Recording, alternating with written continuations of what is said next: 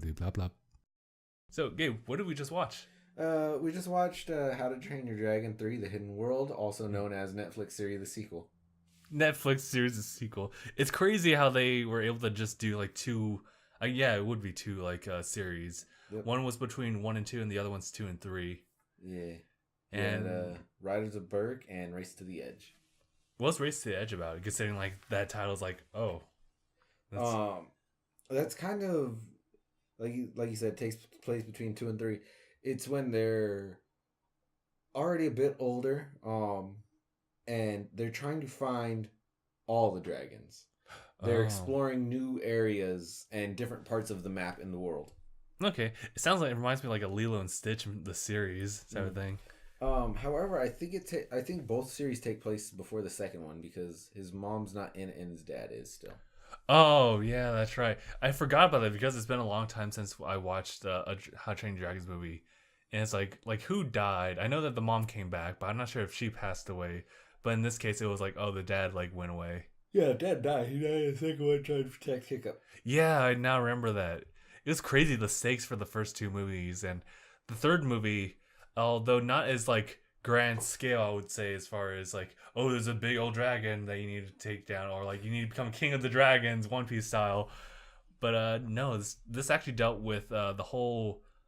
Actually, it was kind of cool for like a third like movie as far as making you think about the consequences of having like this setup between like man and dragon all on this little tiny island, a berg, and the whole turmoil, which was there's just too many dragons you're bringing in. Like, it's a good thing that you're stopping all these dragon hunters and whatnot, but Hiccup, we can't take all these people. And he's like, I'm the chief. Figure it out later. I'm the captain. I'll figure it out later. I had a plan. But of course, who was that one guy that they always kept referencing? The guy who had like the body of like the gods. Oh, because I don't remember him from any other movie. He was from the show. Oh, he was from the show. Yeah. Okay. Aaron's son of Aaron. Oh, okay. Because I could not remember, but he seemed like a likable guy, so I was like, all right. Yeah, he's a cool guy. Because even though he seems so capable of leading, but he's like, nah, you cool, fam. I'm just here for the ride. But yeah, he was bringing up. He had like a bit of context for the antagonist of this story. I forget his name too. But he's a dragon hunter as well, and he's probably like one of the best, and also knows Hiccup's dad is like one of the best. So he's kind of like equal level with his dad. So essentially, he's fighting his dad. But yeah, Hiccup underestimates this guy. The guy sneaks in to Hiccup's place. Granted, they were expecting him, considering that there was a big old trap set up beforehand. That being all part of like the second plot of the movie, being that Toothless needs just to get a girl. Like, he's lonely, and it's never occurred to Hiccup as far as like what Toothless wants, because at the time, like, Toothless was just fine with just like, hey, I'll stick with you. It's fine, totally cool. Yeah. It's not like I have anywhere else to go. It's not like I can go anywhere. Right. And so that, along with just the whole circumstances of being hunted down by this guy, just helped progress everything to pretty much get Hiccup to have the mindset of, hey, we can't have all these dragons here. In fact, we shouldn't even be here. If we want to spend time with our dragons, we need to go to, the Hidden World. And so they, immediately the night after the attack, they left. All of them left Berg. Everyone gone. Everything. Mm-hmm. Granted, like, a lot of the townspeople were just like, hey, we can't leave. This is our home. And then they did the Asgard's a people. Yeah, Asgard is a people, not a place. Mm-hmm. But they end up sailing somewhere like farther off anyway. Big ass tall island. It was really. That island has no business being as tall as it is. It's not a mountain sticking out of the ground. It's a freaking just giant plateau just sticking out of ocean. Yeah, I mean, like, spoiler alert, but like after they lose the dragons, how do they get down?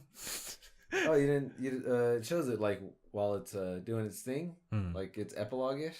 Oh, they have a whole pulley system to lower boats down. Wow, wonder how long that takes. Also, did they return back to Berk? Probably not. That sucks, because it kind of looked like that was the old establishment just kind of like left behind, and they just kind of returned back, and that's when they wed at the end. Oh no, they set roots where they just established on Tall Island. On Tall Island. Yeah, Newburgh they called it. Newburgh. Tall Island. Sounds something close to Ruby and Sapphires, like New Barktown. Newburgh. But yeah, just oh man. Is there anything we're missing for like as far as the plot? I mean, it's kind of as you expect it. Bad guy doesn't win. We win. We just mentioned that Hiko gets married with Astra. Or Astrid? Yeah. Yeah. And Toothless actually gets hitched too. Yeah. They both get theirs. Mm-hmm. The Light Fury, as they call it. Yeah. Which is... What was that? I was going to say, the Bright Fury. The Bright Fury. I don't know. There's some merit to that one too. I would interchange it between. But... what was I going to say? Did you want to say anything about the movie? I'll let you say what you have to say. Oh, well, I was just saying that, what was I going to say?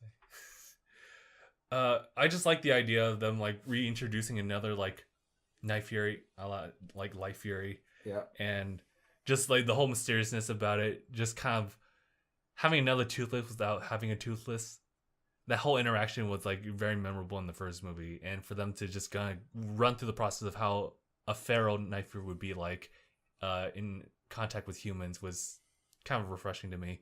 Especially since Toothless is the one who kind of, like, bridges between them, but Toothless also wants to be independent, but relies on Hiccup to just kind of assist until finally he gets his own, like, wings so he can fly on his own finally. And for the most part, he was kind of seen absent from the movie because of that. Because he pretty much goes to the new world with his, like, his boo thing. His boo thing. Turns out to be an entire like ecosystem specifically for dragons, because the way to get into, like, the whole nesting area is a journey within itself. Yeah, it is. You have to fly to the edge of the world. You have to then dive down into the hole, go through a waterfall, fly an inch above the water for a good long distance, and then enter the chasm of ultraviolet light. Ultra reflective and everything like that. It's a really visual, like, pleasing, like, scene, especially with the sand. Oh my god, dude, the sand in the movie, it was so beautiful. It was just sand too. It looked so real. Like, granted, it seemed to have, like, a kinetic sand type of like, consistency. It looked so real. Mm-hmm. Yeah, like, if when you, like, really look at the details of, like, of the environment and everything like that, I'm so used to seeing, like, the character models and everything like that. I'm granted, like, you probably touch it up. I think you mentioned earlier, but Hiccup has, like, a little fuzz. Dude, you see Hiccup has peach fuzz throughout the whole movie, and someone had to animate that. Until you finally got the big boy Gavin beard. Gavin, my boy. But anyway, there is a lot of attention to detail in animation. It's been so part of the course of How to Train Your Dragons that it's just kind of to be expected. But when you look at, like, those type of scenes, like, where, you know, you see Toothless, like, just, like, using his tail to just kind of, like, curve the sand a little bit, you really see that. And the peach fuzz again, showing that, like, Hiccup is growing up. Yeah. And I also just like the revitalize kind of I guess the side cast. They feel like they have, like, a new energy to them, even though they've never left. But it just feels refreshing. It feels, like, very significant to see them again. But someone playing, like, a more major role, some not so much, but self-implied or self-imposed on them, thinking that they have a major role. Hiccup, let me teach you how to be a man. Okay. Here, cry my fake beard. So, in the realm of talking about side characters, fucking Rough Nut. Dude, she took that scene. Oh my god. She would not shut up. question after question after question for like a solid 2 minute scene where she did not take a breath.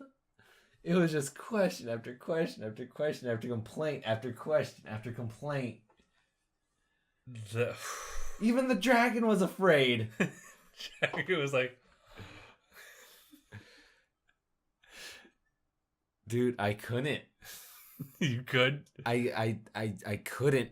There's no possible way. Someone would die. No, I get it. I know that exact feeling. But although this is definitely taken to the extreme. Dude. Just not shutting the fuck up. What about the other guy who just like really doesn't like Hiccup because he used to be like the power player?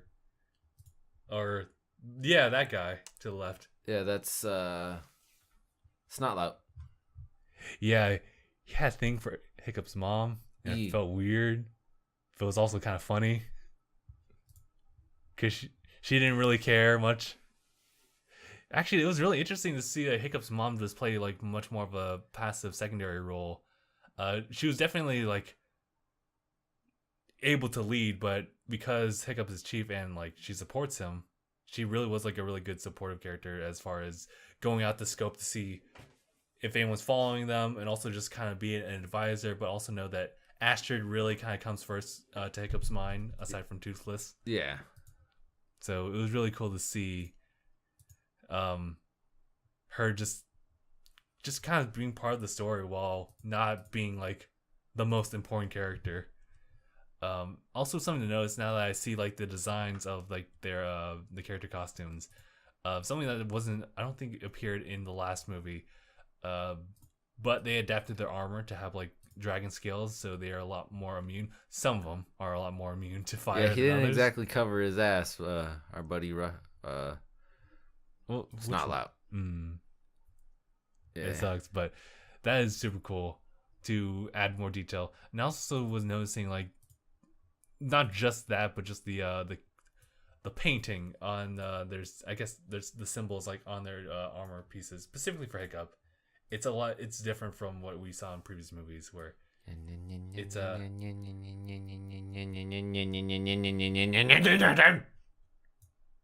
yeah, that's him. Yeah, I see him. He's actually not as tall as you think he is. No. He's actually really, really short. In comparison to everyone else. Like, I don't like you, dude. And he gets on the barrel. Right? What a funny little man. Yeah, again, I just, rough nut. I couldn't, dude. I was getting mad at the scene. The best part is that it goes on longer than needs to. And that's why it went so well. Mm-hmm. It's simply because it went on way longer than it would need to. Mm-hmm. He's 5'3". 5'3". Yeah. Wait. What? It says his height's 5'3" here. What does it say here? But down here in the size comparison, it has him as 5'6". Still tall than Seffi? That's all I really need to know. Yeah, he's taller than Seffi. God damn it, Seffi. Everyone's taller than Seffi. I'm sorry, Seffi. Why is this gotta happen?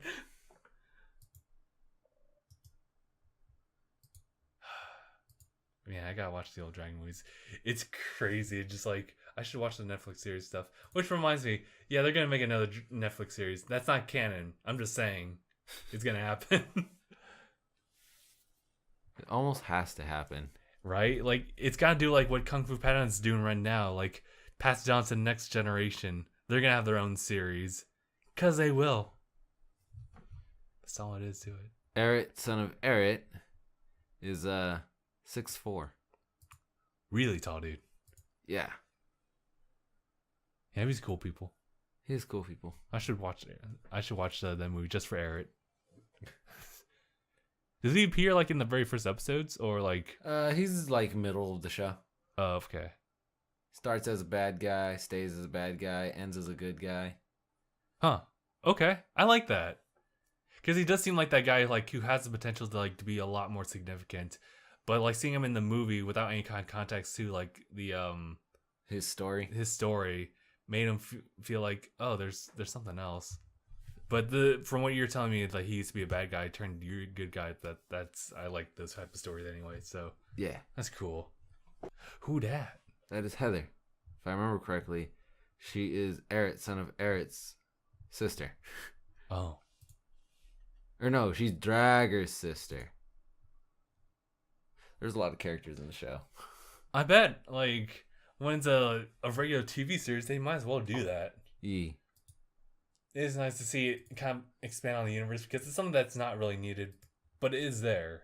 And if you really want to watch it, then it's available on Netflix. I'll probably give it like a watch. I'll probably try to watch all the series. Ooh. Okay, so there's three shows actually. You have Riders of Berk, Defenders of Berk, and Race to the Edge. Defenders of Berk. Yeah. But yeah, I would say that I think the last thing we're missing is that this is the second movie. Yeah. Yeah, that was. I think the stakes are really high for that one. Dude, he was such a good villain, Drago. Mm-hmm. Wait a minute. Nani? Eret was in How to Train Your Dragon too. Holy crap. He was the guy. He was the guy that was capturing all the dragons. Oh. The one that fucking Roughnut was like fawning all over when she first saw him. Oh shit. Like they were riding in to like destroy his whole fleet and he's right there pulling on a mast and she just sees his muscles. She's right there. Oh yeah. I wonder what happened to him like during all that time. Did he choose sides during the movie? Well, you said he would appear later on in the series. So okay. I think I may have mixed up the two. Okay. I think I may have mixed up the series with the movie. Cause yeah, he did end up having a change of heart in the movie if I remember correctly. Okay. Just been so long. Well, yeah, definitely. What kind of wrote this off as like kind of the final piece of the trilogy was definitely the time skip to when he's got the Gavin beard. He has 2 kids. They go back to visit Toothless. Toothless has 3 kids. Hiccup's like, why got one of me like that, bro? Like, why I gotta do this? Bro, I thought we were the same. I'm missing a foot. You're missing a fin. But I got 2 kids. You got 3. What? What am I missing? But yeah, that was a really happy reunion. That's it. Ashley, we're going home. We're making another. No, that's it. We're doing it right now. All right. Kids, look the other way. Look at the dragons. Wave at them. Go ride with them. I'll be over here. But that was a really touching moment at the very end. Just the reunion or like the callback. I loved the credits. Yeah. Which one was it? Just like the plain. Just both of the credits. They were both awesome. The initial credits because it showed everything. It started off from the initial meeting of Hiccup and Toothless in How to Train Your Dragon, all the way to them reuniting on the boat at the end of the third one. Yeah. And everything in between, from Drago to the fight against the big dragon on the volcano where he lost his foot. Yeah. Finding his mom, him learning how to turn invisible, him learning his fucking like dorsal fin shit that he does. Yeah. It was really cool seeing that, and I'm like, it's been a journey. I think you asked, when did the first one come out? Oh yeah, I did. They're gonna hear this. Okay. Let's see. When did it come out? How to Train Your Dragon. How to Train Your Dragon. 2010. Ugh. Just shy of 9 years. Can vote. Wait, no, you're right. No, it's because that'd be 2000. Just 2000. Sorry, bad math. Bad math. Bad math. Bad math is bad. It's almost for me on par with Toy Story. Almost. In some ways, I feel it's better. Oh yeah. So far, at the moment, I feel it's better. For the simple fact of there is like no indication that something is coming after that. This is it. That's the end. Mm-hmm. So it's just like that's the wrap. That's the final journey. Yeah. Like this is it. It's done. Mm-hmm. It put a nice bow on it. And Toy Story was there as well. Yeah. I didn't so much like that they had those little shorts every now and again of like, hey, the toys are still doing their own thing with Bonnie. Oh yeah, that's cool and all, but it's not Andy. It's not Andy. Also, I've seen one of the shorts, but I felt like those are just like little tiny specials, you know, just for the sake of the holidays or something like that. Yeah, but I don't know. I was just like, that was it. You could have left. You should have left it. Should have left it like that. Now there's Toy Story 4, and I'm like, you're bastardizing this series. Don't. But watch as there's gonna be a How to Train Your Dragon, the after story. It's. I don't want it to be true, but it's gonna happen. With Bickup. With Bickup. And teeth.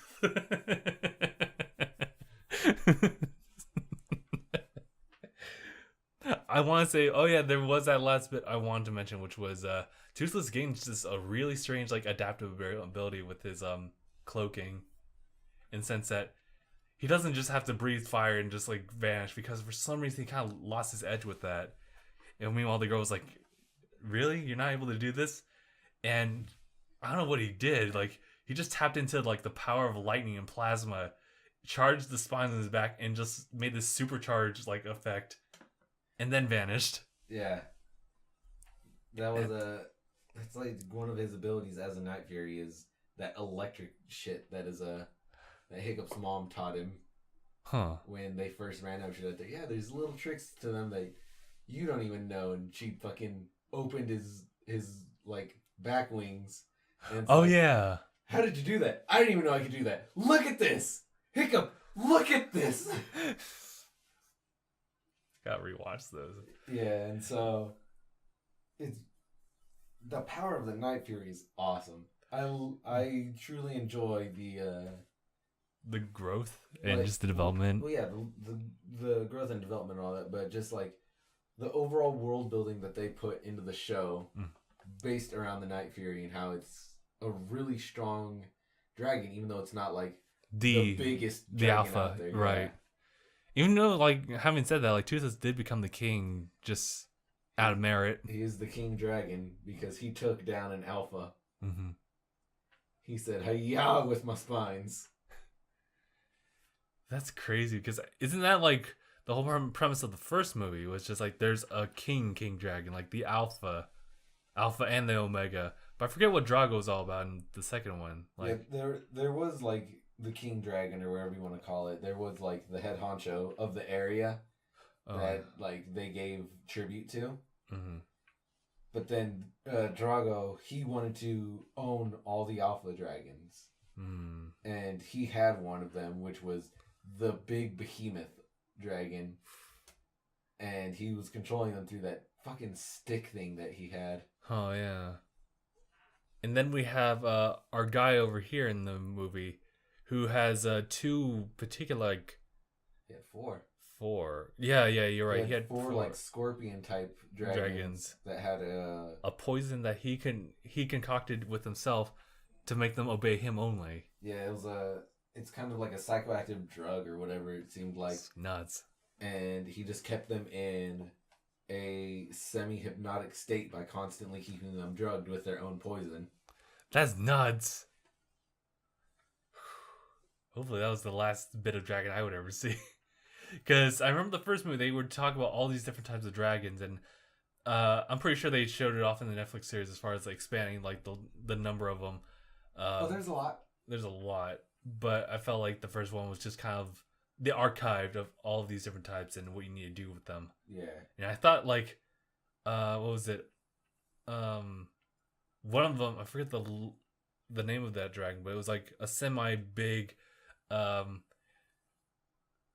of goes on all fours dragon, bigger than Toothless, was kind of like the craziest one because of its just like constant stream of fire, I believe, But of course, seeing Night Furies and also seeing the Venom ones is just like, that's nuts. Right?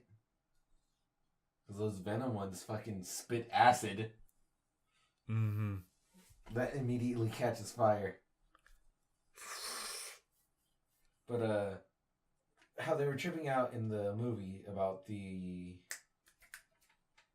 Light Fury and how it goes invisible.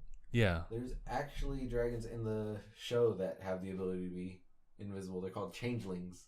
Changelings. Yeah, or it's either changelings or changewings. Oh, okay. It's one of those. They say like as one thing, so you can't really hear the difference between it. But yeah, they're a seasonal dragon that like migrates to their area, and they can be invisible. Awesome. That's cool. Yeah. So okay, that's cool. The fact that like it's not just like one type of dragon; it's just like a variant dragon species. Or it's not so much that they go invisible; it's that they have like a camouflage ability, kind of like an octopus. Yeah, that's what I think about it. Like it's not quite cloaking, but it kind of blends in with the environment. So in order to kind of have this Pokemon-esque type of world, but with dragons, they had to be extremely variant just to adapt to all these different regions. Because they're also talking about how like Night Furies, they can't go into the north because they they can't go into cold, so they need to fly over there. So since there is this big old like endless like sea that they can go around, they also have to consider like different variants in the weather and everything like that. Yeah. And I'm guessing that they like elaborate way more in the series as far as the context of stuff, like from like the different like Vikings or hunters to the different dragons. And this is these movies are more focusing on like Hiccup's story. Yeah. More so than how he's involved, but whew, I think that's all I can really say. It's kind of a nice wrap up to everything. Because like within all the different like movie series of like Avengers stuff, I feel like I rarely see like a lot of these movies being wrapped up in like a trilogy-esque type of thing, except for maybe Star Wars, but that's gonna probably end up in the next coming years. But yeah, well, Star Wars is a trilogy of trilogies. Trilogy of trilogies, but I think it's gonna take a little bit of slow time on this one as far as the new trilogy. Yeah, they had a pretty good hiatus. I still think one of the best parts of the whole movie was the joke. Okay, was the joke that I made when they're going to rescue the dragons, and they just start flying after them. What was? Because at the beginning of the movie, one of the guards calls Hiccup a demon because he's just able to walk through fire. Oh yeah, like it's the thing to do. And then later, in that same armor, they jump off the too tall island and fly after the enemy, the fucking fleet that our main antagonist is leading. And I'm just like, Mokosa, shoot the flying demon. For those of you that happen to play Assassin's Creed 2 specifically. Yep. Mokosa, shoot the flying demon. Oh, I gotta revisit that cutscene, but yeah, that's all I gotta say. This is a really good movie, and if you watch any of the Dragon movies, you might want to watch them sequentially, specifically in the movies, and then finish this one. But yeah, it did come out this past weekend, so it should be available, and it's been getting good scores too. So yeah, it's not slacking off. It's not like those like it's better than the original, but not as good as the sequel type of things. I think this was the best one. Me too. It's definitely one of those things that kind of touches me because it's about growing up. It's about growing up and letting go, and that hurts so much, dude. When they gave the final goodbyes. Yeah, I was like, why? This is a Ralph breaks the internet type of ending. It's just like it was where it's like it's a good thing that they're letting go, but I'm sad. They were so good for each other.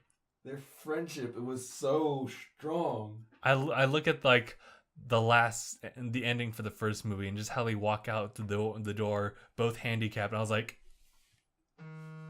it's just they're perfect. They're a perfect mirror of each other for both of their worlds. I think what solidified like the reasoning for Toothless to go was the whole thing with Astrid asking like, didn't Toothless like first reject the idea of having like his own like wing to like fly by himself? He was, and Hiccup was like, oh yeah, he did, but I think it was because he didn't have any kind of other motivation to go off on his own. So definitely the life theory like hit the nail for that one. Yeah, he needs to fly on his own. Yeah. I figured they'd visit him again because like you need to have some touch up on that wing. So And that's what he was asking too. Is Yeah. how's the wing holding up, bud? I think it was 8 years later. I don't remember. I don't think there was any specific like year time skip. It was just a time skip. Although considering like how many kids they had, it probably would have been. Well, I guess depending because they're all similar age, so who knows if they're like fraternal twins or something like that. Could have been just a year. Could have been just No, one actually- right after the other. One after the other. Now those kids were like probably like 4 or 5. I'd say they had about a 2-3 year difference between them. So it's, I don't know. I figured that like they'd like have maybe some like vacations like away from the nest to go visit Burke or whatever, new Burke to visit. Yeah.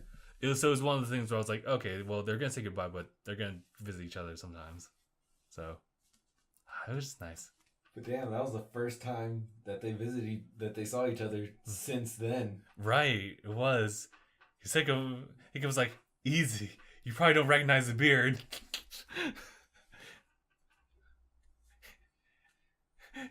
You're my boy, Toothless.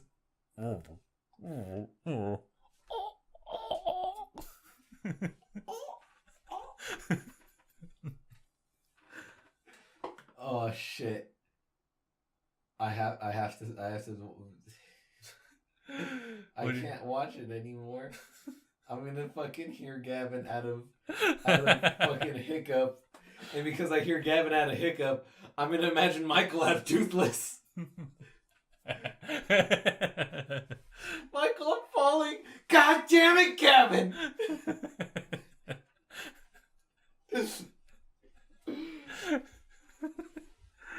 Okay, I think we're good with the conversation. Also, I'll give shouts to the soundtrack. It was really good for certain moments, especially like when they're like flying in the air, discovering the whole like hidden world. It was great. I gotta see if I can find that lying around on the internet somewhere. But yeah, we'll end it here. So thank you guys so much for watching, and we'll see you guys in the next one. #bye everyone.